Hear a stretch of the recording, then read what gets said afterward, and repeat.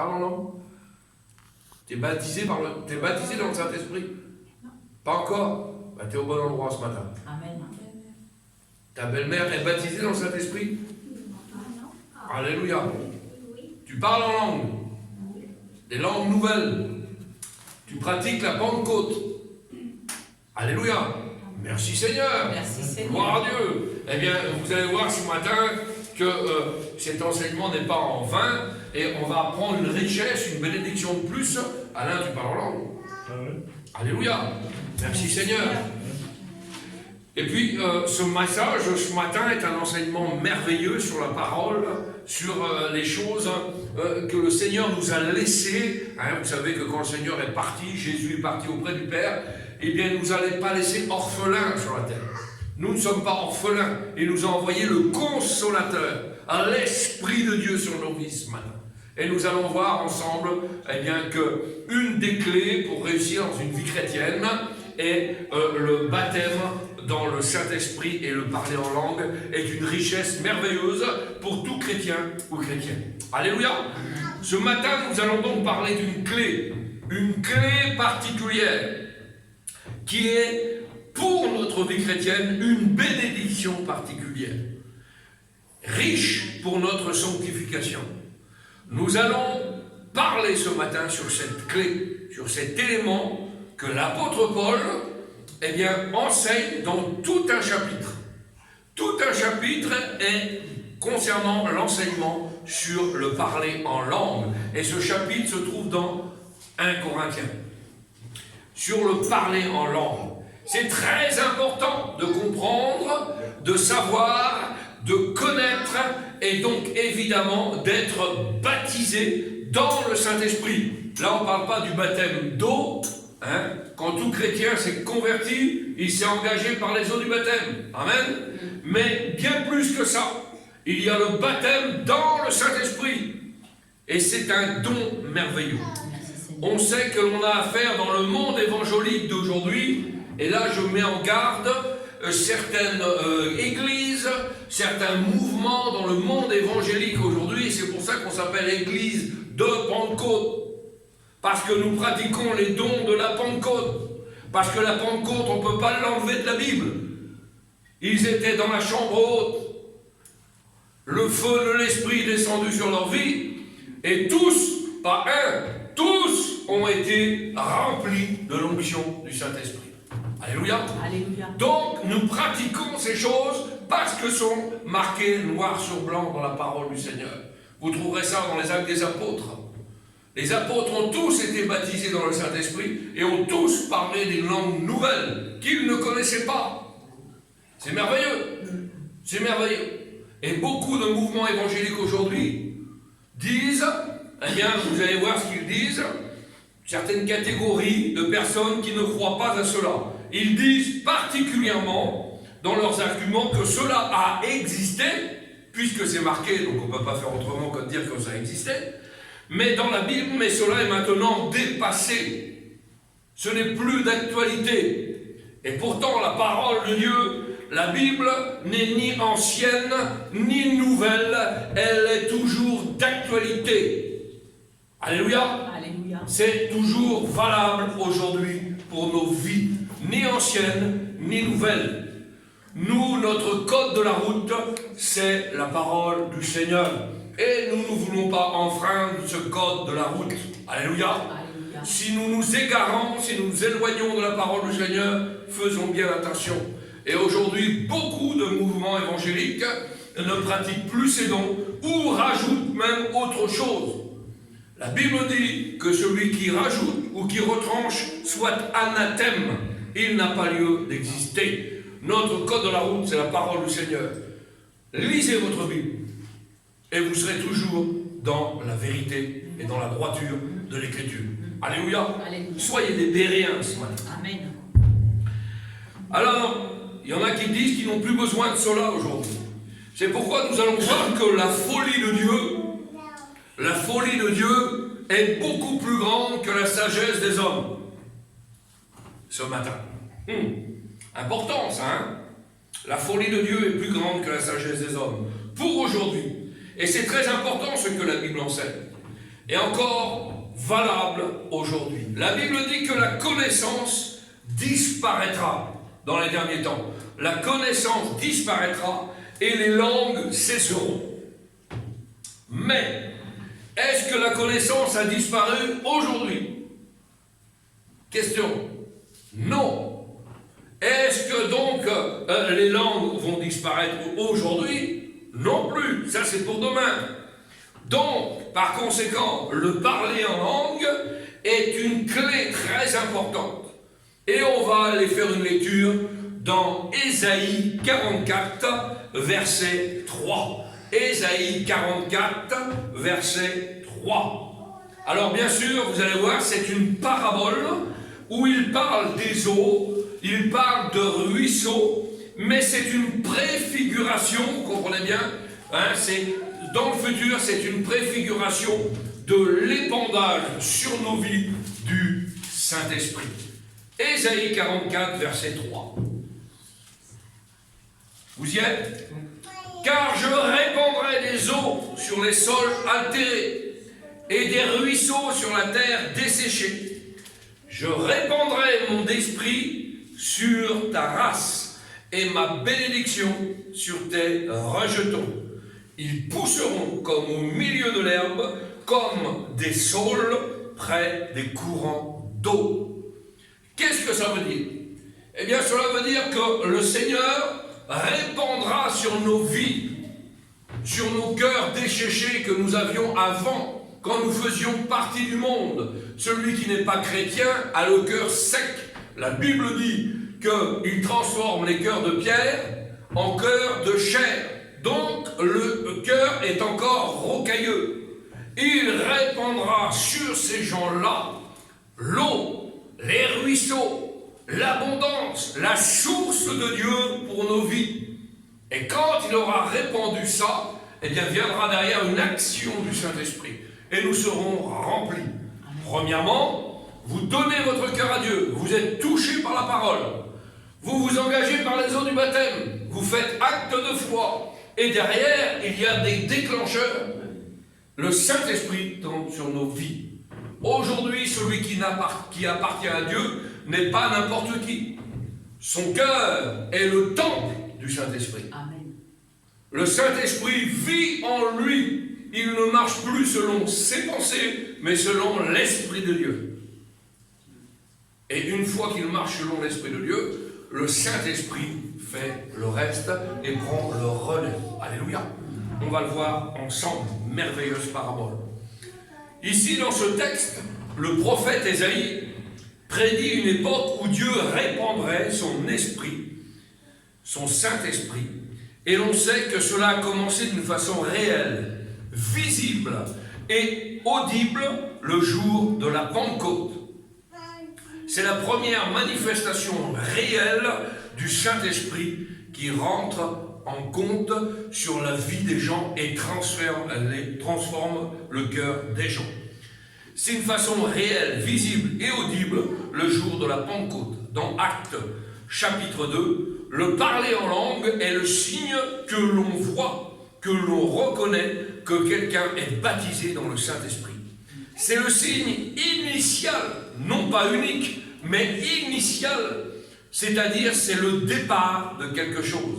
C'est quand quelqu'un commence non plus à parler au Seigneur dans sa propre langue, là il ne parle plus au Seigneur dans sa propre langue, on est bien d'accord, mais dans une langue inconnue qu'il n'a pas apprise, que seul Dieu accorde. C'est merveilleux ça. Dieu vous accorde ce pouvoir de parler dans une autre langue. Ah, ça c'est merveilleux. Et là on reconnaît, à ce moment-là, ceux qui sont là ont la particularité visible de reconnaître que cette personne-là est baptisée dans le Saint-Esprit. Il y a beaucoup de bénéfices au parler en langue. Et on va le voir. Il y a des bienfaits pour le parler en langue. Et le parler en langue possède des buts, mais aussi des raisons. Alors, pourquoi le parler en langue? Eh bien, pour commencer, nous allons retourner vers le Big Boss, le patron. Nous allons retourner vers Dieu, Dieu le Père. Et nous allons voir eh bien, ce qui se passe, c'est-à-dire vers le maître de la raison. Dieu est le maître de la raison. C'est notre Dieu. Et Jésus-Christ lui-même, il dit, voici les miracles qui accompagneront ceux qui auront cru. Alors là, il cite différents miracles. On est bien d'accord? Vous voyez ce texte? Voici les miracles qui accompagneront ceux qui auront cru. Et il cite différents miracles. Guérison divine. Alléluia. Chasser les démons. Merci Seigneur. Et il ajoute aussi, ils parleront de nouvelles langues. Ah, donc, parler en langue est un miracle. Alléluia. Vous comprenez le texte? Parler en langue est un miracle. Donc Jésus a prédit que le baptême dans le Saint-Esprit serait visible et audible par le parler en langue. Le parler en langue est la manifestation de la partie visible de ce que le Saint-Esprit vous a ordonné de dire et de faire. Merveilleux. C'est formidable ça, hein? Et ça, c'est visible aux yeux et aux yeux de tout le monde. Que les gens baptisés dans le Saint-Esprit prononceraient. Et donc, Jésus l'avait promis. Et vous savez, quand Dieu promet quelque chose, ça se réalise. Hein? C'est pas moi. Des fois, je peux vous promettre quelque chose et puis j'oublie. Dieu, quand il fait une promesse sur vos vies, il tient toujours sa promesse. Alléluia. Dieu ne promet jamais des choses qui ne se réalisent pas. Et pour la première fois, cela a été réalisé le jour de la Pentecôte. Vous avez vu? Ésaïe, bien avant le jour de la Pentecôte, il y avait déjà la prophétie, le texte que l'on a lu, que le Saint-Esprit se serait répandu sur leur vie. Il y a une distance entre les deux. Entre Ésaïe et les Actes des Apôtres, eh bien, beaucoup dans l'Ancien Testament de prophéties se sont accomplies dans le Nouveau Testament. Merci Seigneur. Il est dit, le Saint-Esprit vint sur eux, regardez bien, le Saint-Esprit vint sur eux, et ils furent remplis du Saint-Esprit, et ils commencèrent à parler dans d'autres langues, selon que le Saint-Esprit leur donnait de s'exprimer. C'est-à-dire que les locutions pouvaient être variées de l'un à l'autre, selon la bonne volonté du Saint-Esprit. Ils ne parlaient pas tous la même langue. Il faut imaginer un petit peu. Et ça m'est arrivé de voir ça dans des assemblées, c'est merveilleux. J'étais dans une assemblée sur la région parisienne, il y avait des Congolais, il y avait des Congolais, des Sénégalais, il y avait des Roumains, il y avait des Roms, il y avait des Tziganes, il y avait des Indiens, il y avait tout dans la salle. Le Saint-Esprit vient, touche les cœurs, remplit les vies, ça déborde. Et d'un coup, un Congolais qui est dans le fond parle en langue, mais il parle le roumain. Il n'a jamais parlé le roumain de sa vie. Vous comprenez ça? C'était audible aux yeux des gens qui étaient là. Ils ont été interpellés. Ils sont retournés vers le frère. Il parle notre langue. Il n'a jamais eu la capacité de parler cette langue-là. Le Saint-Esprit fait en sorte que vous pouvez parler une langue que vous n'avez jamais apprise. C'est merveilleux ça. Prophétie à la pluie, etc. Hein. Vous comprenez ça? C'est important ça. Et ça, c'est la volonté de Dieu et du Saint-Esprit. Mais pour ça, beaucoup de questions sont posées aujourd'hui dans certaines assemblées. Comment ont-ils pu parler en langue? Est-ce que c'est automatique sans que les individus ne jouent aucune part de leur côté? Parce qu'on a toujours tendance aussi à avoir des parler en langue charnelle. Comprenez ça? Il y a des gens qui sont sous l'emprise d'une ambiance, d'un frisson, d'un sentiment, et qui commencent à vibrer tellement qu'après ça peut être même du délire. Vous comprenez ça? Alors il faut bien faire attention. Ça, c'est des questions qu'on pose souvent. Est-ce que ces gens-là étaient dans un état semi-conscient ou dans un état comateux? Étaient-ils conscients ou très conscients lorsque cela est arrivé? Est-ce que cela pour eux n'était pas de l'autosuggestion? Est-ce que les disciples n'avaient aucun pouvoir pour se contrôler? Ça, c'est des questions qui reviennent souvent. Vous avez vu que quelqu'un qui s'approche du Seigneur et qui vient dans une réunion et qui voit des gens parler en langue est troublé. Donc c'est des questions qui sont souvent posées. Mais c'est quoi? C'est comment? Pourquoi? On ne sait pas trop. Mais quand les écluses du ciel s'ouvrent et que le Saint-Esprit tombe sur les vies, c'est incontrôlable. Vous comprenez ça? On ne peut pas contrôler la pluie de bénédiction qui rentre dans nos cœurs à ce moment-là. Et comme ça déborde et que c'est visible pour celui qui n'a pas le baptême dans le Saint-Esprit, c'est troublant. Vous comprenez? Et pourtant, c'est noir sur blanc expliqué dans la parole du Seigneur. Nous allons essayer de répondre donc à ces questions-là en vérifiant dans la parole de Dieu, et on voit que nulle part, dans toute l'étendue de la Bible, de Genèse à Apocalypse, dans toute l'étendue de la parole du Seigneur, nulle part Dieu utilise et se sert des hommes comme des robots. Jamais de la vie. Jamais de la vie. Dieu jamais n'utilise des hommes comme des automates, comme des pantins, comme des marionnettes. Celui qui utilise l'homme comme une marionnette et comme un pantin, c'est Satan.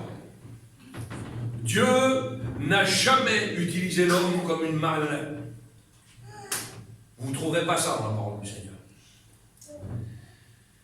À aucun endroit dans la parole, vous ne trouverez cela. Partout, au contraire, Dieu va révéler sa volonté.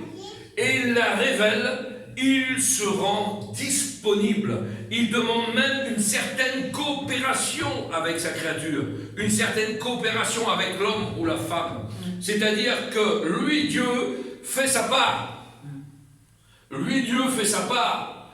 Et il demande que de notre côté, nous fassions notre part à nous. Alléluia! C'est merveilleux ça. Et si l'individu s'abandonne à Dieu, à ce moment-là, s'il coopère, s'il participe lui-même, alors les résultats pour sa vie sont tout simplement formidables et énormes. Alléluia! Gloire à Dieu. La Bible nous dit, le jour de la Pentecôte, ils furent tous remplis du Saint-Esprit. Pas quelques-uns, mais tous. Si on est 5, 10, 20, et qu'on demande que le Saint-Esprit agisse sur nos vies, quand ça s'est passé dans la Pentecôte, le Saint-Esprit a déversé son esprit sur tout le monde. Il n'a pas fait d'exception de personne. La conséquence, la Bible dit, ils se mirent donc à parler en d'autres langues selon que l'Esprit leur donnait, leur accordait de s'exprimer. Littéralement, selon ce que l'Esprit leur donnait de déclarer. Et encore, en d'autres versions de Bible, va dire selon que l'Esprit les poussait à parler. L'Esprit, c'est une force. Hein. Donc ça pousse à faire les choses. Ça pousse à parler. Ça pousse à s'exprimer. Ça pousse à chanter. Ça pousse à louer. Ça pousse à parler en langue. C'est l'Esprit, ça. On ne peut pas lutter contre l'Esprit de Dieu. Alléluia. C'est merveilleux. Donc le Saint-Esprit est venu sur les disciples, il leur a donné les mots à dire. Le langage, mot pour mot. C'est le Saint-Esprit qui a donné, qui a conduit, même si eux ne comprenaient pas. Vous avez vu des fois, quand ceux qui parlent en langue, on ne comprend pas ce qu'on dit. On ne sait pas d'où ça vient, mais néanmoins, on se laisse conduire et diriger par le Saint-Esprit, et ça sort. Ça déborde.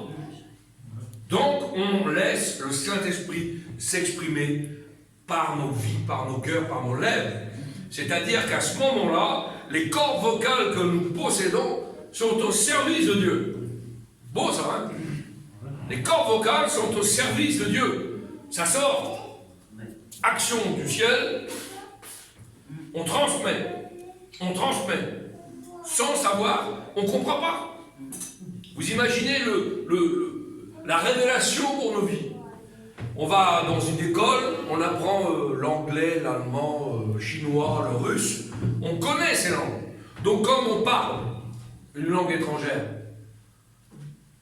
on a l'habitude, on s'écoute parler.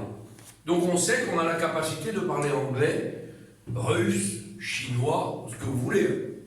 D'accord? Mais d'un coup, là, le Saint-Esprit tombe sur nos vies.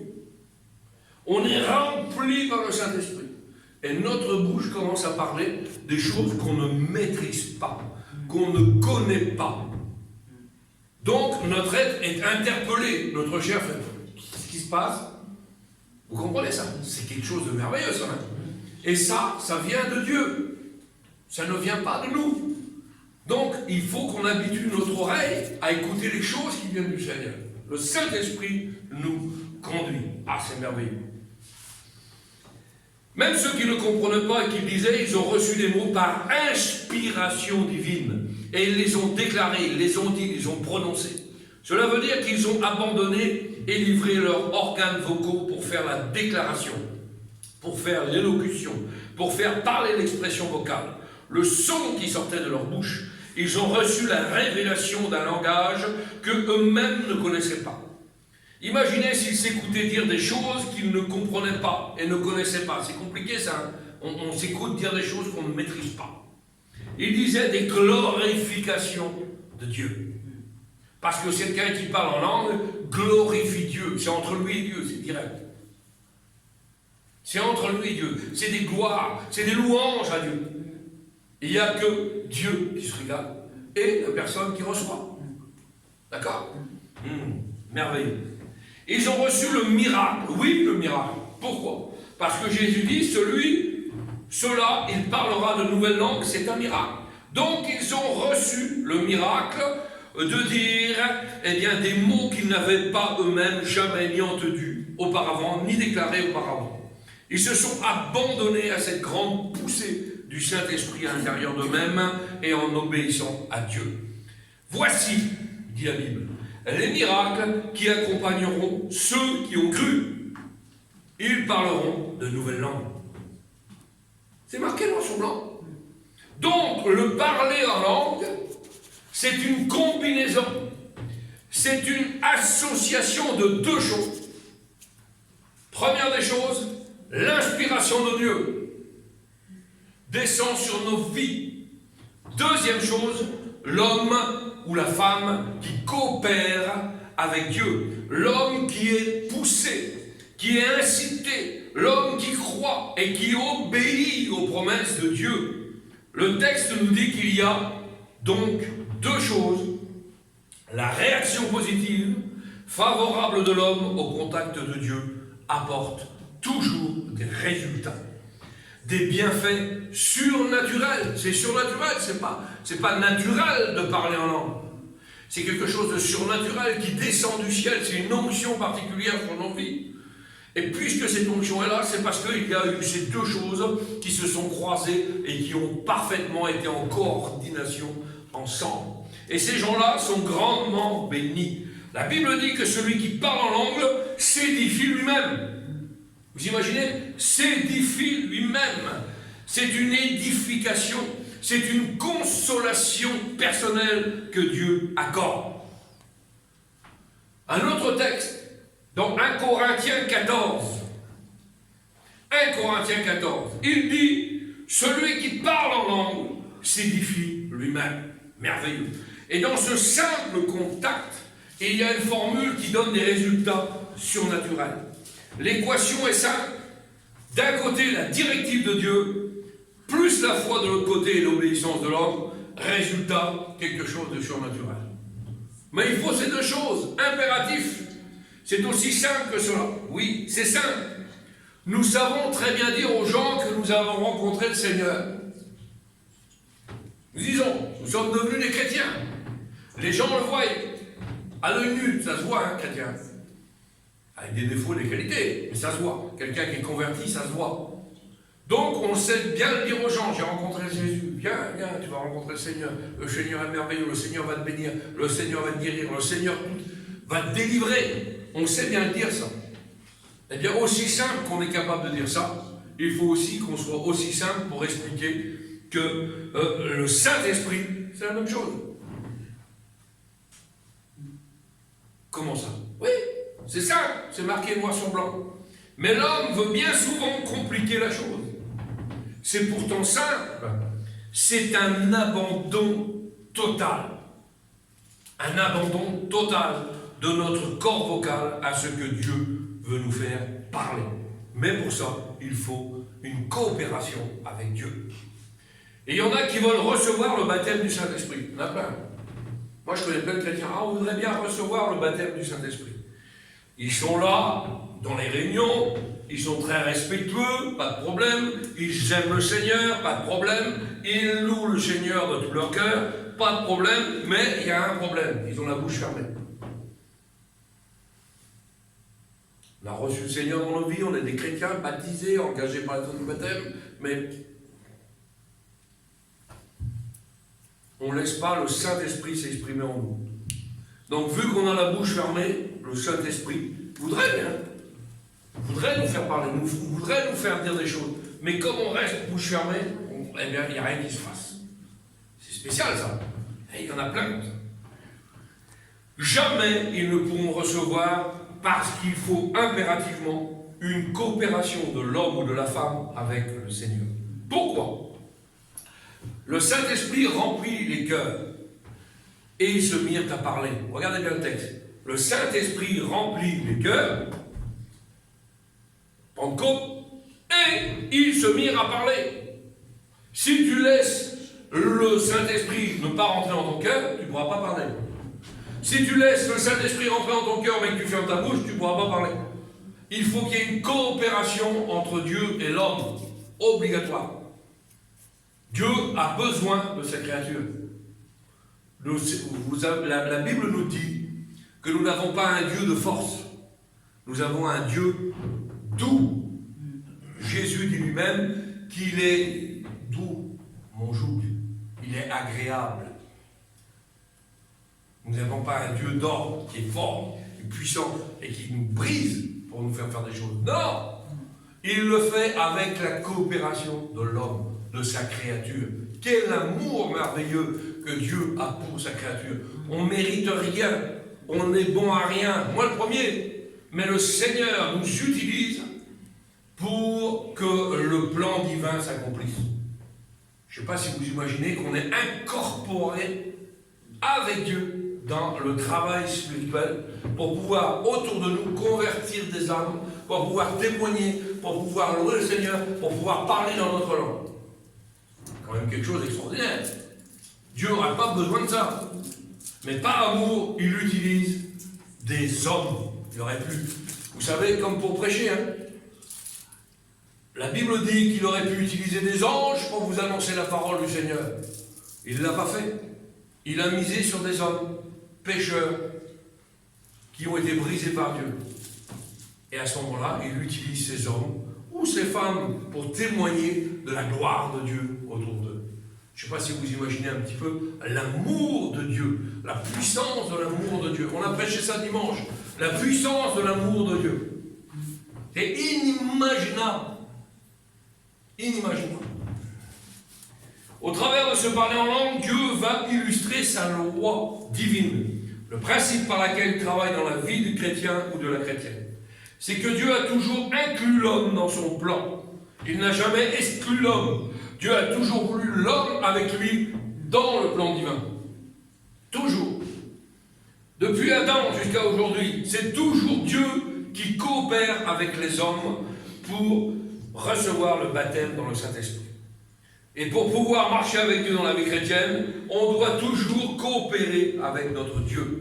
Et Dieu recherche toujours des gens, vous savez quoi, qui ont confiance en lui. Ayez confiance en votre Dieu. Ne limitez pas Dieu. La foi de ce petit garçon de 7 ans, j'en ai témoigné tout à l'heure, il n'a pas limité Dieu.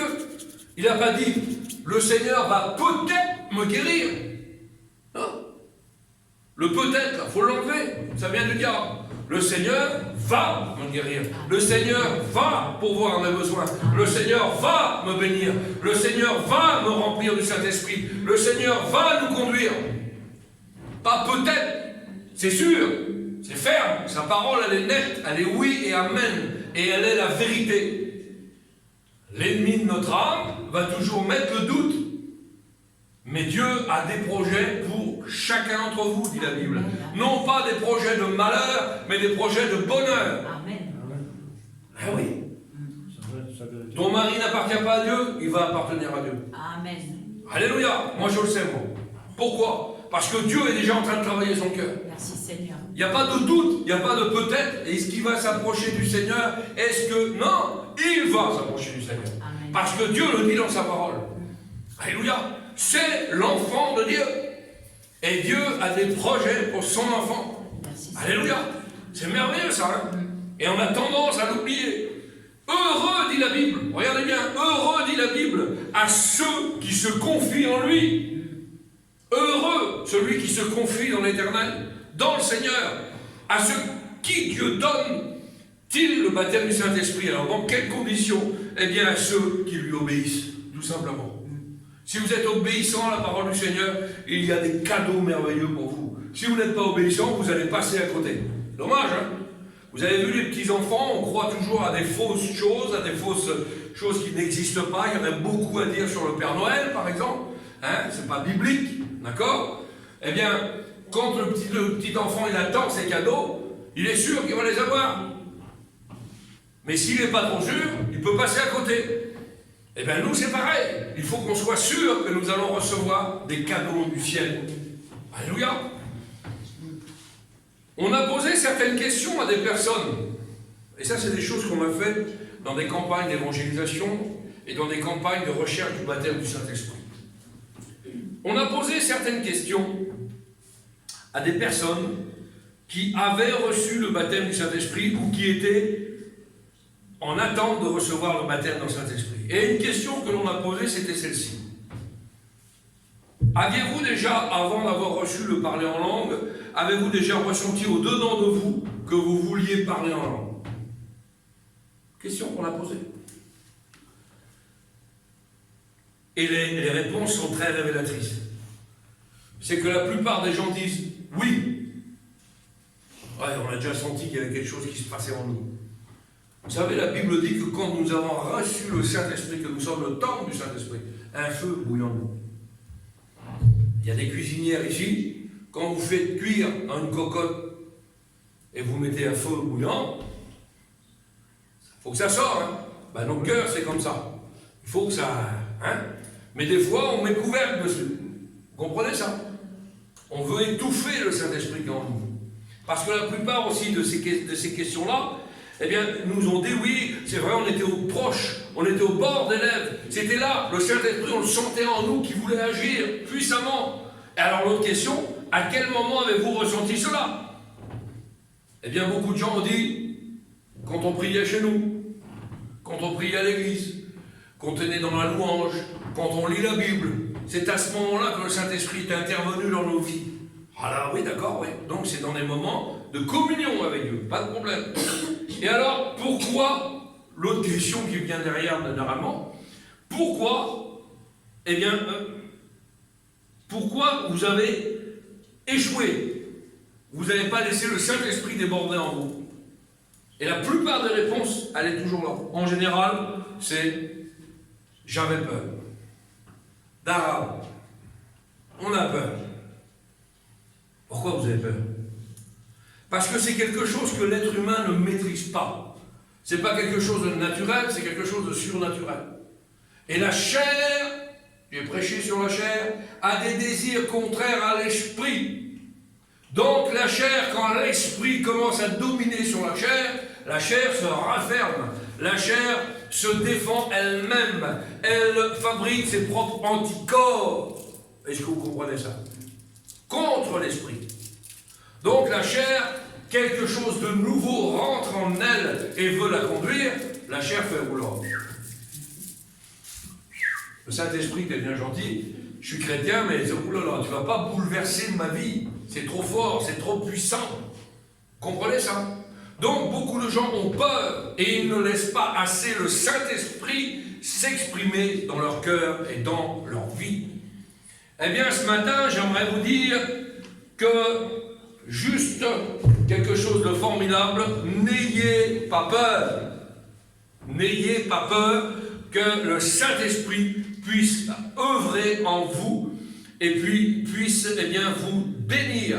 La Bible dit que ma coupe déborde. Ça veut dire ce que ça veut dire. Vous êtes déjà là. Le Saint-Esprit veut encore remettre. Ça déborde. C'est pas grave. Il faut que ça sorte. Parce que quand tu vas déborder, tu déborderas sur celui qui est autour de toi. Et par rapport à la bénédiction que tu vas sortir de toi, tu béniras les autres. Amen. Quel dommage de garder ça en toi. On étouffe souvent le Saint-Esprit. On étouffe souvent le Saint-Esprit. Est-ce que c'est... Alors là, Satan, merveilleux, hein. Il sait faire les choses merveilleuses, lui. Hein. Dans son état, lui, pour lui, hein. Ces choses merveilleuses pour lui. Vous avez bien compris ce que je veux dire. Il essaie, lui, et puis il dit, t'es sûr que c'est le Saint-Esprit? C'est pas ta chair qui frissonne, c'est pas ta chair qui tremblote, c'est pas ta chair qui va un petit peu faire du sensationnel. Tu veux pas faire ça parce que les autres le font? Ah oui, il vient murmurer à l'oreille, il n'y a pas de problème. Non! Laissez le Saint-Esprit œuvrer dans vos vies. Et au moment où vous avez peur, alors vous ne pouvez pas recevoir. Pourquoi? Parce que pour recevoir la puissance d'en haut, il faut croire absolument. On n'est pas hésitant. Vous n'avez pas été hésitant, vous engagez par les eaux du baptême. Le jour où je me suis engagé par les eaux du baptême, je savais que Dieu était mon Dieu. Je savais que Jésus avait transformé ma vie. Je savais que j'avais reçu une puissance d'en haut. Alors pourquoi encore limiter derrière? Le Seigneur a des cadeaux merveilleux pour nous. Pourquoi se priver de ça? On a peur, on est hésitant. Vous êtes des chrétiens tremblotants. Laissez-moi vous dire que si vous avez honte du Seigneur ici, dans le ciel, Dieu aura honte de vous. Soyons des fervents, des bouillonnants. Soyons des guerriers. Toute la Bible nous dit qu'il faut être des chrétiens véritables. Des chrétiens qui n'ont pas peur de prier, de louer Dieu, de chanter Dieu. Ah oui. Alors oui, la plupart du temps, les gens ont peur d'être saisis par une puissance sur laquelle ils n'ont aucun contrôle. N'étouffez pas le Saint-Esprit, mais au contraire, abandonnez-vous à lui. Laissez-le agir en vous. Alors ce matin, sachant que tous les éléments que je viens de te donner, et en comprenant de ne pas avoir peur et de ne t'abandonner, veux-tu recevoir le parler en langue? Veux-tu que le Saint-Esprit descende sur ta vie et te saisisse et tu puisses parler en langue? Moi je dis Amen. Je l'aime et j'en veux encore plus. Alléluia. Dans la Bible, nous avons des exemples de gens qui écoutent la parole pour la première fois. Il n'y a pas de règle. Parce qu'il y en a qui disent, ah c'est l'ancienneté, c'est si, on va le voir. Hein. Il y a dans la Bible, nous avons des exemples de gens qui écoutent la parole pour la première fois. Première fois, ils écoutent la parole. Et Dieu les a baptisés à tous. Comment ça? Ah oui, tout d'un coup là. Là, le package complet. Brisé, accepter le Seigneur, baptisé dans le Saint-Esprit. Une seule fois, première fois à la réunion. Alors il y en a qui boudent, hein. Moi j'ai vu ça hein, dans les réunions de jeunes, quand je m'occupais des jeunes, et les gens, ils ont reçu, ça fait 20 ans que je suis chrétien.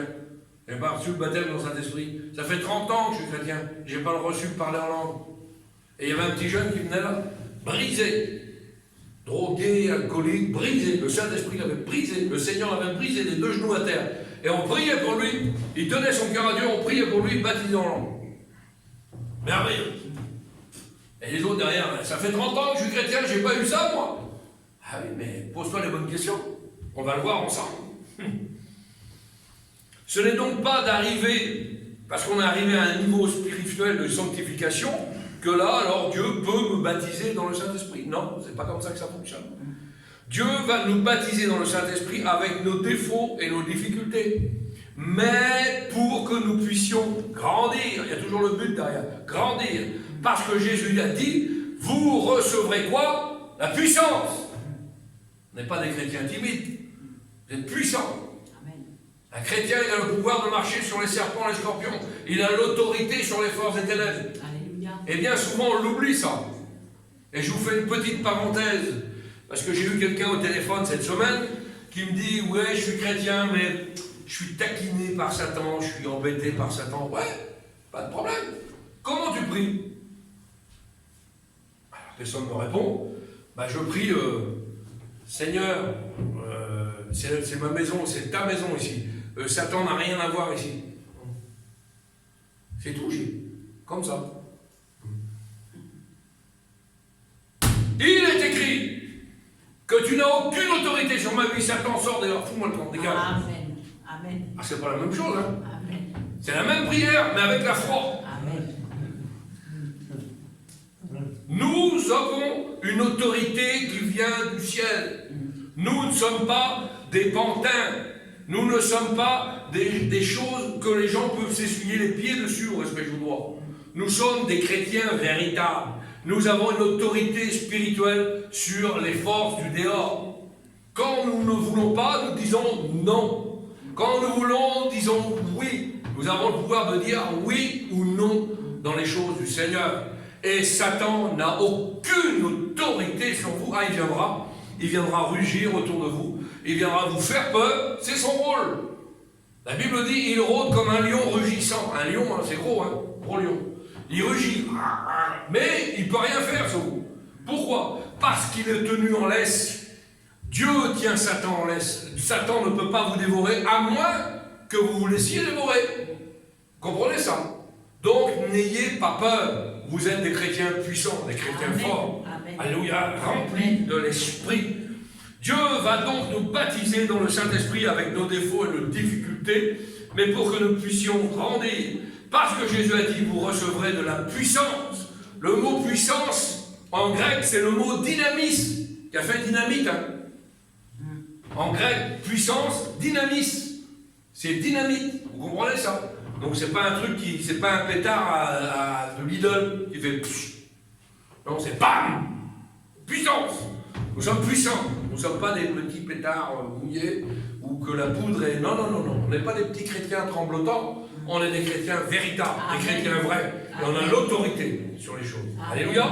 Merci Seigneur. Quand le Saint-Esprit viendra sur vous, donc on a besoin de cette puissance-là pour continuer la bataille. Et quand on comprend la façon dont Dieu veut travailler dans chaque chrétien, alors nous devenons des témoins, des véritables témoins de sa puissance qui accomplit des miracles merveilleux. La première chose pour celui qui veut recevoir le baptême du Saint-Esprit est donc de croire que ce don est pour lui. Beaucoup de chrétiens disent « Ah, mais ça c'est bien, mais pour lui. » Dans les assemblées. Je ne peux pas le recevoir, je ne suis pas assez... Non, non. Crois que le don du Saint-Esprit est pour toi. Crois-le. De la même façon que tu t'es converti, crois que le Seigneur va te bénir et te remplir du baptême du Saint-Esprit. Pourquoi tu ne croirais pas? Ah, je ne sais pas, j'hésite. Non, non, c'est pour toi. C'est pour moi. Je le veux, moi, Seigneur. Je le veux, moi. Si tu le veux, le Seigneur va te l'accorder. Il faut le vouloir. C'est pour tout le monde. Dès que l'on est sauvé, Dieu peut nous accorder ce baptême dans le Saint-Esprit. Il n'y a pas de restriction. Pourquoi? Nous avons un Dieu qui est grand, il est généreux. Alléluia. Il veut que son peuple soit fort, soit puissant. Amen. Vous recevrez de la puissance. Alléluia. Amen. Quand le Saint-Esprit viendra sur vous. Alors, est-ce qu'ils ont reçu de la puissance? Un exemple tout simple. Prenez l'apôtre Pierre, qui n'était pas baptisé au départ dans le Saint-Esprit, l'apôtre Pierre.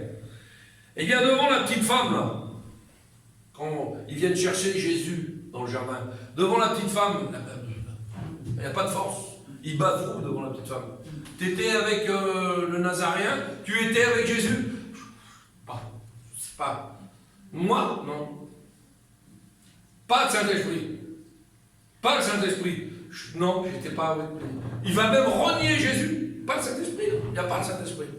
Et le même homme, on voit quelques textes plus loin, le même homme, le même Pierre, le même apôtre Pierre, rempli de la puissance du Saint-Esprit, il prêche une fois, 3000 âmes se convertissent. Gloire à Dieu. Rempli de la puissance du Saint-Esprit. 3000 âmes se convertissent. Avec et sans le Saint-Esprit. Vous voyez la différence un petit peu? Ah oui. Et puis il dit, hein, quand il est converti, qu'il est rempli du Saint-Esprit, il va à Jérusalem, et puis il dit, vous avez cloué le Seigneur. Ah, quel changement! Quel changement! Il prêche, 3000 âmes se convertissent. Quelle différence! Que s'est-il passé? Eh bien, entre les deux, il a reçu la dynamis, la puissance de Dieu, le baptême du Saint-Esprit, et il est rempli à déborder. Amen. Il faut croire que la promesse est pour moi. Pourquoi? Tout simplement parce que c'est écrit dans la Bible.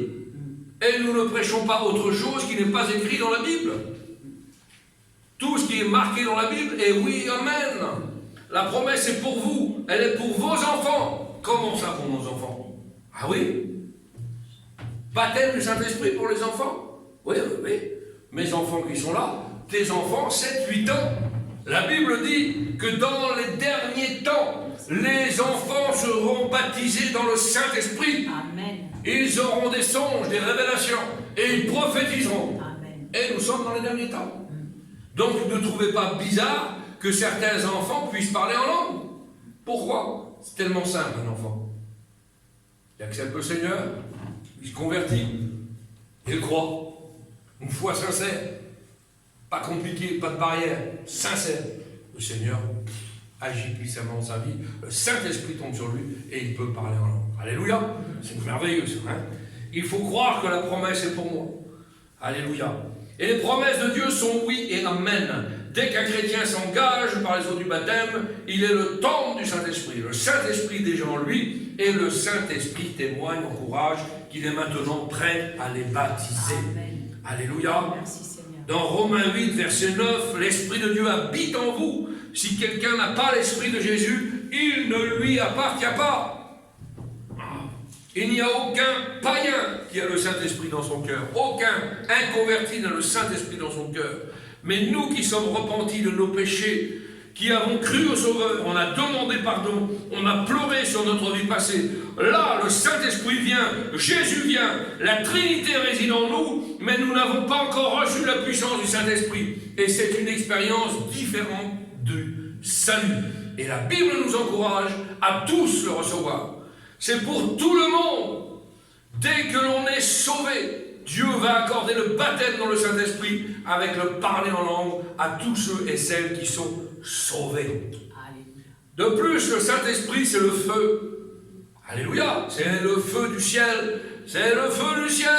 On chante ce cantique-là. Hein? Le feu du ciel qui descend sur notre vie. Il consume nos vies, consume nos cœurs. Et nous devons déborder. Vous avez vu un feu? Ça couvre. Quand il y a un incendie dans une maison, le feu brûle, il étouffe. Et dès que vous ouvrez les portes, les flammes jaillissent. Et le feu du Saint-Esprit dans nos vies, c'est comme ça. Et dès que nous ouvrons la bûche, dès que nous ouvrons cette bouche-là, à ce moment-là, le Saint-Esprit utilise notre langage. Et c'est du feu pour les gens du dehors. Ils sont brûlés. Ils sont désintégrés par la puissance du Saint-Esprit. C'est pour ça que les liens tombent, les chaînes tombent, et les conversions agissent puissamment dans les vies et dans les cœurs. Alléluia. C'est merveilleux. C'est merveilleux. De plus, le Saint-Esprit, c'est le feu. Alléluia. Lorsque l'apôtre Paul est arrivé à Éphèse, il y avait un petit groupe qui était là. Je voudrais que vous rappeliez juste de ce texte-là, et on va finir là-dessus. Quand l'apôtre Paul arrive à Éphèse, il y avait un groupe de 12 de personnes qui étaient là. Ils priaient Dieu, mais ils ne savaient pas trop. Ils priaient leur Dieu. Voilà. Ils étaient réunis, ils priaient Dieu. Merci Seigneur. Ils louaient Dieu, mais sans trop, sans plus. Pas, ouais. Et puis l'apôtre Paul arrive, et il va leur poser une seule question. Une. Et il va leur dire, avez-vous reçu le Saint-Esprit? Ils sont tous interpellés, et 12 personnes qui sont là. Avez-vous reçu le Saint-Esprit? Qu'est-ce qu'il veut dire? Et il rajoute, car vous avez cru. Alors, oui, on a cru. Bah, puisque vous avez cru, vous allez recevoir le Saint-Esprit maintenant. De la même manière que vous avez cru, vous allez recevoir le Saint-Esprit. Bon, ah oui. Qu'est-ce que voulait Paul dire à ce moment-là? Eh bien, avez-vous été baptisé dans le Saint-Esprit après avoir cru? C'était ça la vraie question.